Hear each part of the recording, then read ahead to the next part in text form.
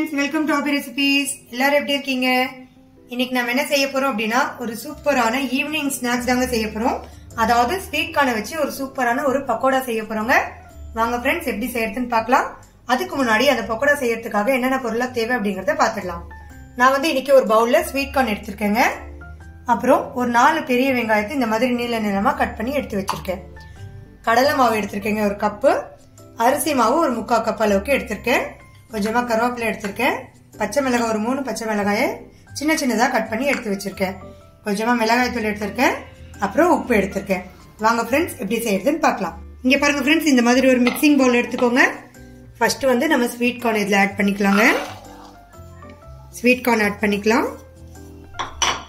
அதுக்கப்புறம் நம்ம கட் பண்ணி வச்சிருந்த வெங்காயத்தை இதுல ஆட் பண்ணிக்கலாம். ஆட் பண்ணிட்டு இதுல 2 ஸ்பூன் அளவுக்கு மிளகாய் தூள் சேர்த்துக்கிறேன். ஒரு 1.5 ஸ்பூன் அளவுக்கு உப்பு சேர்த்துக்கலாம். தேவைப்பட்டா திருப்பி சேர்த்துக்கலாங்க.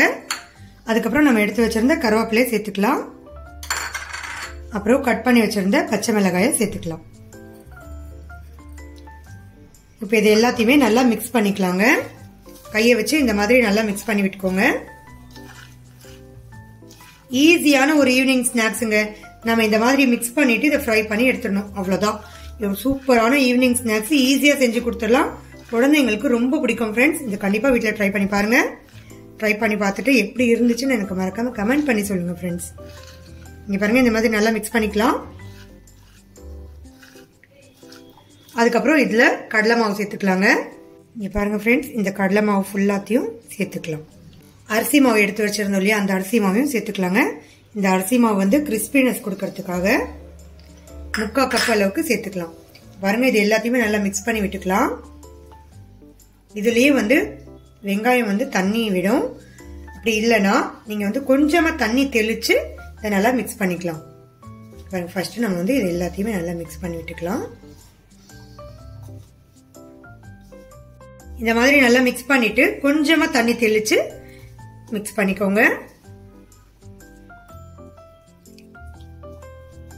எல்லாத்தையுமே நல்லா மிக்ஸ் பண்ணி விட்டுருங்க.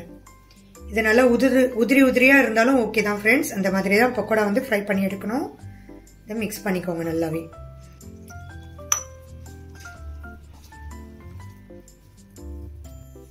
இங்க பாருங்க ஃப்ரெண்ட்ஸ் இந்த மாதிரி இங்க பாருங்க இந்த மாதிரி கொஞ்சம் கொஞ்சமா தண்ணி சேர்த்துட்டு இந்த மாவை இந்த மாதிரி பிசைஞ்சு வச்சுக்கணும்.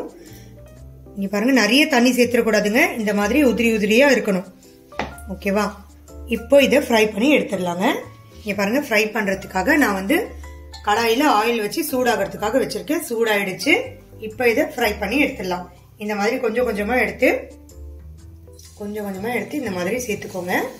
இது ஷேப்லாம் கிடையாதுங்க. அப்படியே தான் உதிர்த்து விட்டு எடுக்கணும்.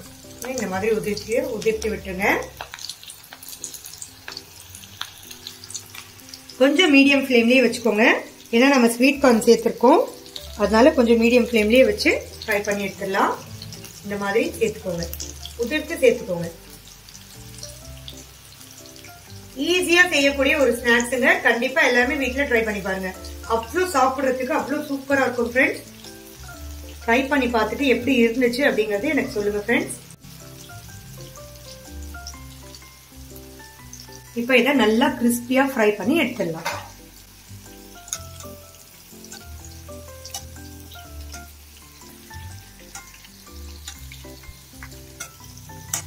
இங்க பாருங்க ஃப்ரெண்ட்ஸ் எவ்வளவு கிறிஸ்பியா ஃப்ரை ஆயிட்டு இருக்கு பாருங்க. இங்க பாருங்க எவ்வளவு கிறிஸ்பியா ஃப்ரை ஆயிட்டு இருக்கு. இன்னும் ஒரு 2 நிமிஷத்துல இதை வெளியே எடுத்துடலாம். இங்க பாருங்க ஃப்ரெண்ட்ஸ் நல்லா கிறிஸ்பியா ஃப்ரை ஆயிடுச்சு. பாருங்க எவ்வளவு கிறிஸ்பியா ஃப்ரை ஆயிடுச்சு. இப்போ இதை வெளியே எடுத்துடலாம்.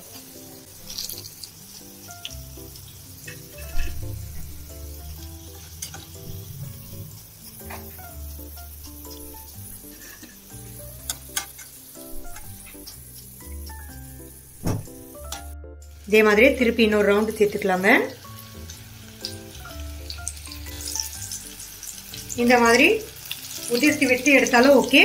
இல்லனா இந்த மாதிரி இங்க பாருங்க இந்த மாதிரி கொஞ்சம் கொஞ்சமா வடை மாதிரி செஞ்சு இப்படி போட்டு எடுத்தாலும் சூப்பரா இருக்குங்க. இதே மாதிரி எல்லாத்தையும் போட்டு ஃப்ரை பண்ணி எடுத்துருங்க.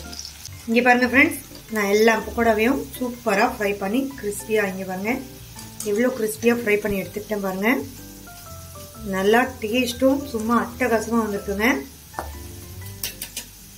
இந்த மாதிரி ஸ்நாக்ஸ் செஞ்சு கொடுங்க ஃப்ரெண்ட்ஸ். ரொம்ப ஹெல்த்தியாவும் இருக்கும், குழந்தைங்களுக்கு ரொம்ப பிடிக்கவும் செய்யுங்க. நம்ம வெளியே வாங்கி கொடுக்கறத விட இந்த மாதிரி வீட்லயே வந்து நம்ம கிரியேட்டிவா இந்த மாதிரி ஸ்நாக்ஸ் எல்லாம் செஞ்சு கொடுத்தோம்னா நம்ம குழந்தைங்க ரொம்ப விரும்பி சாப்பிடுவாங்க. இதே மாதிரி நிறைய ரெசிபிஸ் வந்து நான் என்னோட சேனல் அப்லோட் பண்ணிருக்கேங்க. உங்களுக்கு தேவைப்பட்டுச்சுன்னா நீங்க என்னோட சேனல் ஹாபி ரெசிபிஸ்ல போயிட்டு பாத்துக்கலாம் ஃப்ரெண்ட்ஸ். வாங்க ஃப்ரெண்ட்ஸ், இப்போ இதை சூடா இருக்கும் போதே சூப்பரா சர்வ் பண்ணிடலாம். இங்க பாருங்க ஃப்ரெண்ட்ஸ், நம்மளோட ஸ்வீட் கார்ன் பக்கோடா பாருங்க எவ்வளவு சூப்பரா கிறிஸ்பியா ரெடி ஆயிடுச்சு பாருங்க ஃப்ரெண்ட்ஸ். இந்த வீடியோ உங்களுக்கு பிடிச்சிருக்கும் நம்புறேன். பிடிச்சிருந்துச்சுன்னா லைக் பண்ணுங்க, ஷேர் பண்ணுங்க, கமெண்ட் பண்ணுங்க. மறக்காம என்னோட சேனலுக்கு சப்ஸ்கிரைப் பண்ணுங்க ஃப்ரெண்ட்ஸ். தேங்க்யூ.